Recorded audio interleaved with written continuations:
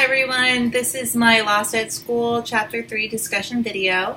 As we learned in the chapter, adults' go-to plan is Plan A, which can actually worsen the situation when trying to get a handle on behavioral problems. The biggest difference between Plan A and Plan B is in Plan A, the adult is imposing their will on the child, whereas Plan B promotes working together and the child is an advocate for themselves. When collaborating with peers, I would promote using Plan B by discussing how it can be applied in a real-world situation that would be a common occurrence in the classroom. As we saw with Joey, Mrs. Woods implemented Plan A when she threatened him and overlooked the root cause of Joey's seemingly unprovoked behavior. So what is Plan B? Plan B is when an adult and child work together to problem-solve behavioral issues. Concerns, questions, solutions, and ways to the solution are all discussed as a partnership, as well as skills that are needing improvement.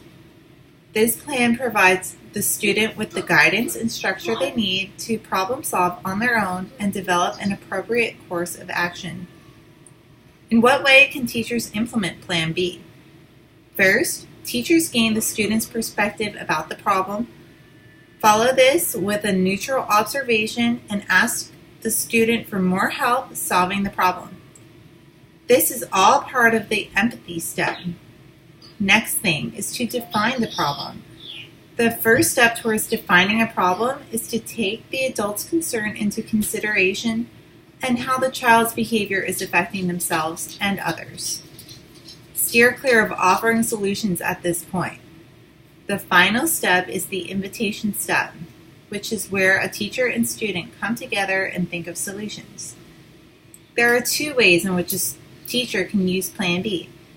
This first method is to use Emergency B, where prevention of the behavior is the focus.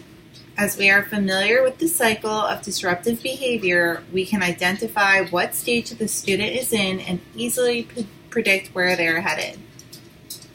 The second way to use Plan B is called Proactive B, where the approach to disruptive behavior is when a teacher first observes what the real issue is that is triggering the student.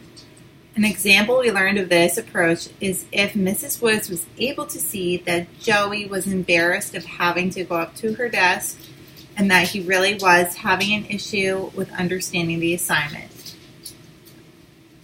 When there are disruptive behavioral issues in the classroom, it is imperative for the teacher to follow up with the student once the crisis is over and the student is back in the calm state.